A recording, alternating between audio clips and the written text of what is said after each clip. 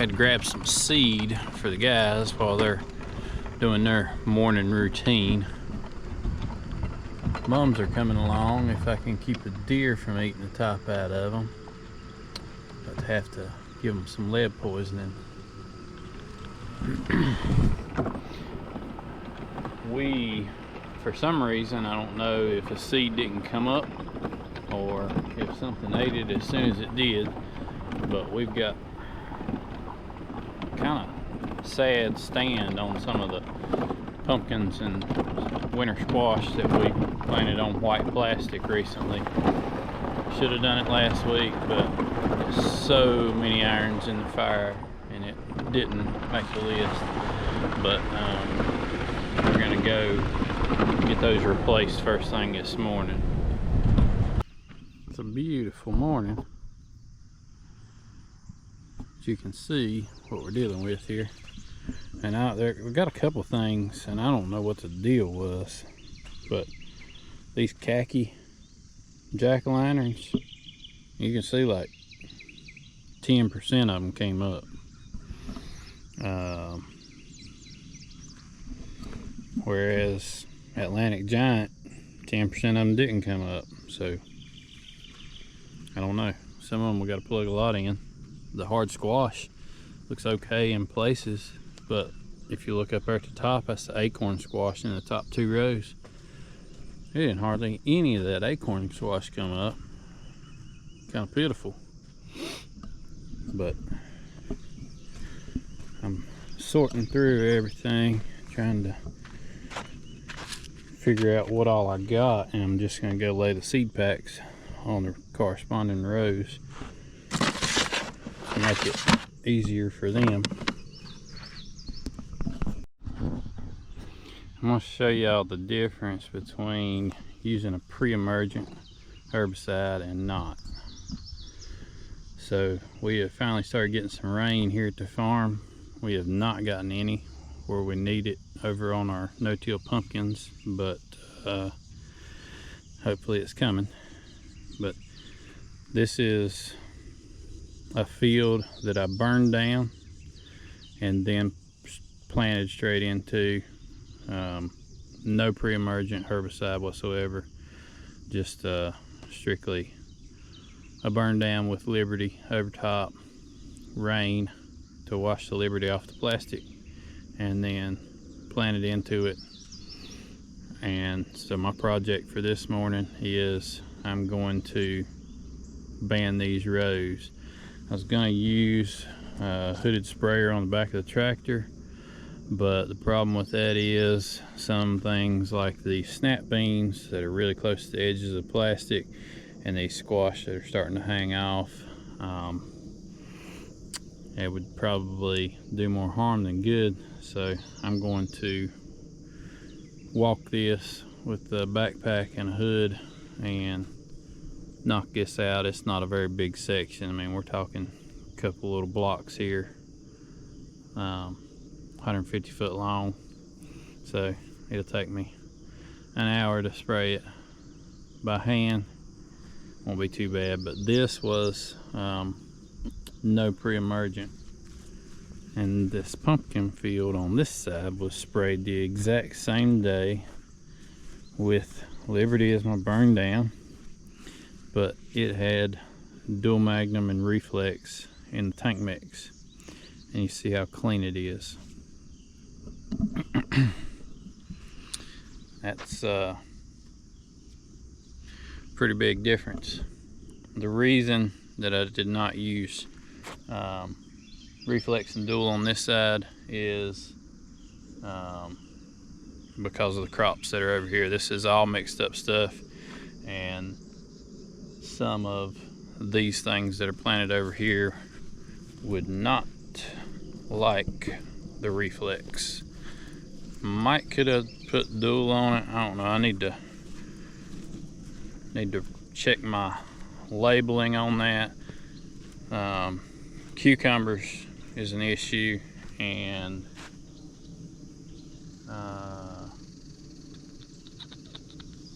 there's something else in there that doesn't need to have reflex sprayed or near it. That's that's why that didn't get any pre-emerge. I make these videos because I want to help people, and if you're gardening, market gardening, farming, whatever you're doing, if you're raising produce, just trying to help people not struggle as much as I did when I was trying to learn all this stuff, being first generation doing this stuff. So that's the purpose and why I put up all the stuff that a lot of people don't. But one thing I'm not gonna do is help you shortcut reading the pesticide label. I have people ask me all the time about how much of this do you spray and what's the rate on that. Don't do it. I ain't gonna tell you. If you've got your private applicator pesticide license, you know this. The label is the law. If you've sat through any kind of pesticide recertification trainings, it's not that I couldn't tell you what the rate for North Carolina is, but the point is you need to be reading the label all the way from agriculture use requirements to the crop that you are applying it on. And labels are different state to state. The label is usually always different from North Carolina to communist California. So read your label. I sometimes throw out, well, most of the time I'll tell you what I'm using and what works, but I'm not going to tell you the rate. So there's my 2 cents on that. I appreciate you commenting because that helps the algorithm, but I'm not going to give you those rates. Just read the dang label. So I've always got done plugging in all these pumpkins, and I'm just about done banding these row middles, and we were going to go plug in some pumpkins on the old strawberry plastic, but I double checked my re-entry interval for what I sprayed yesterday, and I thought it was a 24-hour REI, but I always try to double check that because the most important thing is safety of me and my family and the people working for me. So the REI was longer than I thought on that field, so we can't plant those right now. We can plant them tomorrow, but we're gonna have to wait till Saturday because tomorrow is farmers market prep day. Tomorrow's a big day, Friday. So the guys are going through and picking cantaloupe, and we just go through usually and pile them. It's kind of the same way we do with winter squash. They'll make piles, and then we go back through with tractor and trailer, and we'll pick them all up. We got 6/10 of rain yesterday, and it wrecked. We've lost at least 50% of this cantaloupe field because every time we get ready to, we're fixing to pick, it rains and it splits them wide open. But it's just kind of part of it, I guess. I went and got the Mighty Bee and my $15 tobacco trailer and a couple of bins, and the boys are on their way back across the field picking canary melons and honeydew, and we're going to start getting these things up. And that wasn't a joke, by the way. I went to a farm auction down the road, and they had some old tobacco trailers or tobacco sleds. Around here, everybody used to prime tobacco by hand, and they left spray roads, drive roads through the field, and you'd pull. Back when I was a kid, there was still a few people using sleds, and they actually didn't have no tires under them. They had runners, and they drug them. But then everybody got to doing this. State probably appreciated that because I imagine tires are a little easier on the asphalt roads. But anyhow, this is how they used to prime tobacco. But I bought this sucker at an auction for $15, and it ain't nothing special about it. It needs a floor on it, and the back is broke off, but I mean, We've pulled a lot of produce out of the field with this old $15 trailer. We lost a lot of cantaloupes in that rain. You can see everything laying in the row middles is either green or no good. And we still got some stuff stacked up on top of the rows here. New for us this year is these canary melons. That one right there is a little bit green yet. That's perfect. They're super duper sweet. They are in the same family as a honeydew or a cantaloupe. I would say closer kin to a honeydew, but they got white flesh instead of green. They're real good.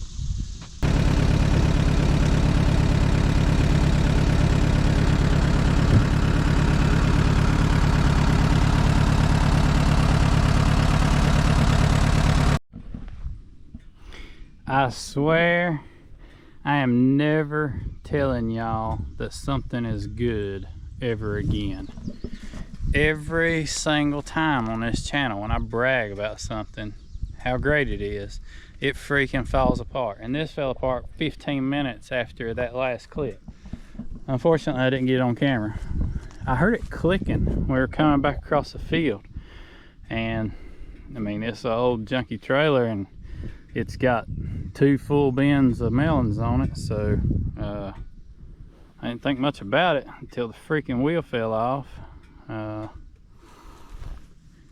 It's pieced together junk pile anyway. The holes in the wheel were about too big for the studs, and so even when the studs were tightened down, it left a little bit of slop, and it sat there and wobbled carrying heavy loads until the wheel fell off. I'm gonna see if I ain't got my farm jack, of course. High lift jack would make this gravy train work, but I don't have it. So we're gonna try to use a bottle jack, I hope. Jack this thing up, put the wheel back on, and put some washers on it maybe. See how this goes.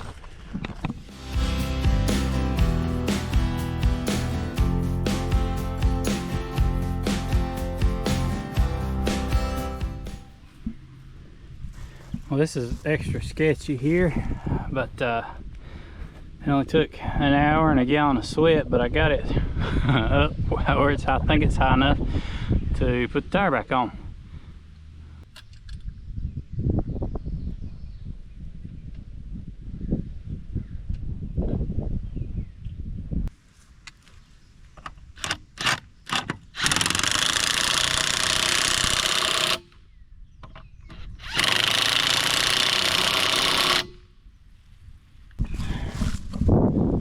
Success. I think she'll live to haul more melons.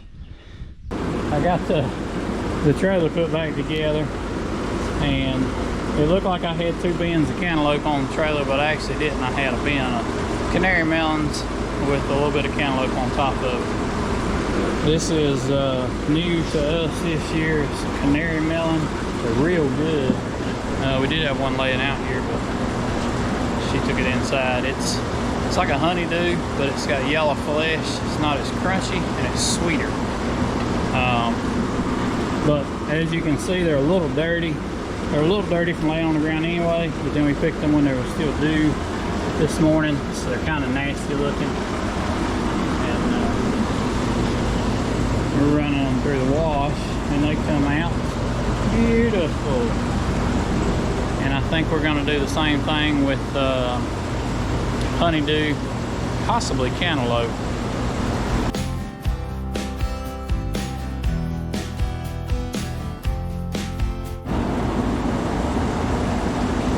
Nice melons.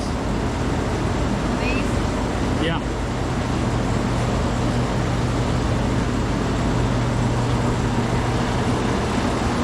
This is our produce washer. If you didn't see my recent video about it, it's made by Produce Packing Machinery. That's what they used to go by. Now they're, I think the Sun's taken over. They've kind of rebranded. Now they call themselves AZS Brusher but they're in Lancaster, Pennsylvania, where everything made for produce is. This is a top brush model, 32-inch wide. This thing will wash a ton of produce in a hurry if you got enough people to man it. And it does a pretty decent job, especially with the top brush on it. It's just a series of brushes, and it's all uphill. And then right here in this end, it's getting water sprayed on as it's brushing. And then these are silicone water absorbing, or latex water absorbing donuts. And this is supposed to be like a final polish. I don't know, it doesn't, you would need half a dozen of them for it to really do a good job, and I think they've gone to that now. I think they've actually stretched this out on the new models, and then they've got several of these brushes at the end to polish. That's a heck of an improvement. These things were covered in dirty handprints where we picked them this morning with dew on them, and they were a little bit dirty anyway, obviously, because they're growing laying on the ground. These honeydews,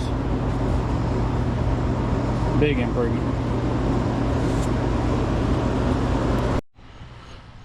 Well, hey y'all, day 2 of this video here. I didn't really cap it off yesterday because it came a deluge. It rained almost 2 inches yesterday evening right after we were washing some stuff there in the packing house.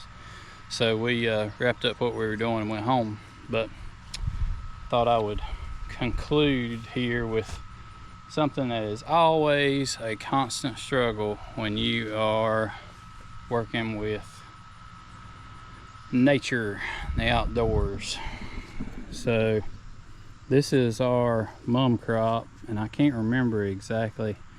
It's 11 or 1200 or something along those lines out here.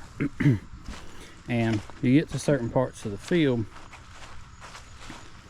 and they're looking pretty dang snazzy, like back here. These 13-inch pots are really starting to fill up nice. I mean, they're almost reaching the edges of the pots. Some of them are in a little out of shape, you know, they hadn't rounded up yet, but overall looking really good. We got some of these 9-inch mum pans that are really starting to fill up the top of the pot. Overall, the crop is looking phenomenal in certain areas. But then you come out in here and you see where the groundhogs have, in the past couple of days, just annihilated portions of this field. And I don't know that we can really recover these things at this point. Like, I don't know, haven't been growing mums long enough to be familiar if they're gonna grow out of this, if it's just like a heavy pinch and they're gonna be thick and maybe shorter, or what's gonna go on. But if you don't know how good it shows up in the video, but the top is completely eaten out of a lot of these plants. I thought it was deer, but now I'm pretty sure it's groundhogs. I mean, they are eating that down to a stem. And once you get over to the edges of the mum pad, the worse it gets. So it's just, I'm not complaining. I mean, it's not really a career decision. It's more of a lifestyle that we have chosen here. But just kind of letting y'all know, some of the many struggles that we deal with on a regular basis. Well, what I'm doing now is the best way that I've found to deal with predation, whether it's deer in your strawberries or groundhogs eating your mums, is you got to have some cell cams. I've got a pair of Moultrie mobile deer cameras, cellular deer cameras. I mean, I've had good service out of them. I think they're all about the same, but these Moultries have been good to me. I like the fact that I can turn them on and off whenever I need to. Like strawberry season, I can go out there and put them out in the field, turn them on, pay by the month, turn them off once the threat of deer pressure is gone, and that's what I'm doing now. It's like 40 bucks a month. And the thing there is, you can, unless you've got nothing but time on your hands to sit out here with a rifle, you can't catch them. That's the biggest issue. But if you've got something that rings your phone every time something is out here, that's very helpful. So if I've got, whenever they show up, I can show up, and we should be able to put the brakes on this. Now we're gonna try some trapping, and I'm also gonna put chili powder on all these and see. I'm not real confident about that. We'll see, but it's definitely worth a shot. But we're gonna put these cameras up so that my phone goes off every time something's out here. So we're gonna take a multi-faceted approach here. All right, y'all, it's been a pretty long day, pretty long week. I'm gonna wrap this one up. I appreciate y'all watching. I'll see y'all on the next one.